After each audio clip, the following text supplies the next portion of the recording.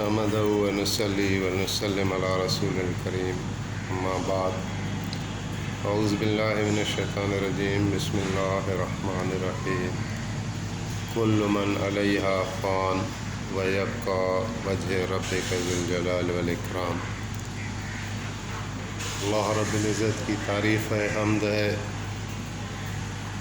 اس نے پوری کائنات کو امر کن سے بنایا ہے۔ وہ بے پناہ قوتوں کا مالک ہے اور اسی کا حمد ہے، اسی کا شکر ہے کہ جس نے ہمیں صفائے انسانیت میں جگہ دی۔ مجھے کوئی تنکا نہیں بنایا، کوئی جانور نہیں بنایا، کوئی مٹی کا ٹکڑا نہیں بنایا۔ مجھے اللہ تعالیٰ نے جو اس کی سب سے احسن تقویم مخلوقات ہے، اسی میں مجھ جیسے عاجز کو بھی جگہ دی، تو یہ اللہ تعالیٰ کا لطف ہے، کرم ہے، احسان خاص ہے۔ اور یہ کہ ایمان والے کے گھر میں پیدا کیا اور ایمان والا بنایا، تو اس پر ہم اللہ تعالیٰ کا بے حد شکر گزاری کرتے ہیں، شکر ادا کرتے ہیں۔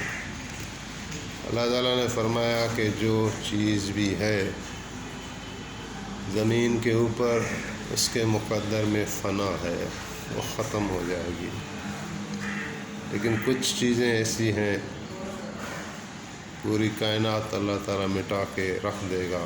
قیامت برپا ہوگی، زمین و آسمان کو لپیٹ لیا جائے گا، ختم کر دیا جائے گا۔ تو لیکن کچھ ایسی چیزیں ہیں جو پھر قیامت میں ہمارے سامنے آئیں گی۔ تو پتہ یہ چلا یا بتانا مقصود یہ ہے کہ ہم آج جس حال میں سے گزر رہے ہیں وہ بالکل عارضی ہے، وہ ہم سے نکل جانے والا ہے۔ آج جو ہمارے ہاتھ میں چند گھڑیاں مہلت کی ہیں، کل ہمارے پاس نہیں رہیں گی۔ اگر ہم نے ان کو غنیمت سمجھ کر اللہ تعالیٰ کی رضا کو ڈھونڈنے میں صرف کیا تو اللہ تعالیٰ ہم سے خوش ہوں گے، راضی ہوں گے، ہمارے لیے راستے آسان کریں گے۔ لیکن اگر ان گھڑیوں کی ہم نے قدر نہیں کی اور اللہ تعالیٰ کی طرف ہم نے اپنا رخ نہیں کیا تو یہ گھڑیاں بھی گزر جائیں گی اور نعمتیں بھی ویسے بھی زائل ہونے والی ہیں، تو پھر کچھ ہاتھ نہیں آئے گا، لیکن ان غفلتوں کا وبال ہمارے اوپر آئے گا۔ تو ان سے بچنا ہے۔ کائنات کے اندر سب سے قیمتی سرمایہ انسان ہے اور اس کے اعمال سے نکلنے والے، اس کے اعضاء سے نکلنے والے اعمال ہیں۔ تو اعمال سب سے زیادہ قیمتی ہیں اور انہی کو رقم کیا جا رہا ہے۔ صبح شام فرشتے نازل ہوتے ہیں اور ہمارے اعمال لکھ کر بارگاہ رب العزت میں جاتے ہیں۔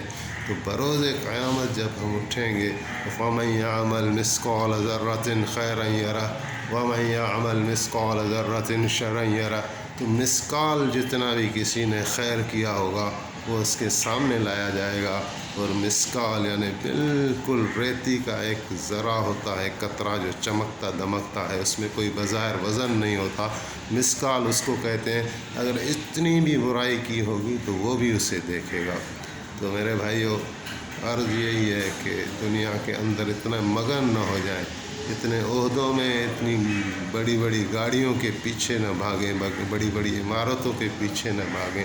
یہ کام آنے والی چیزیں نہیں ہیں، یہ یہیں کا سامان ہے، یہیں رہ جائے گا۔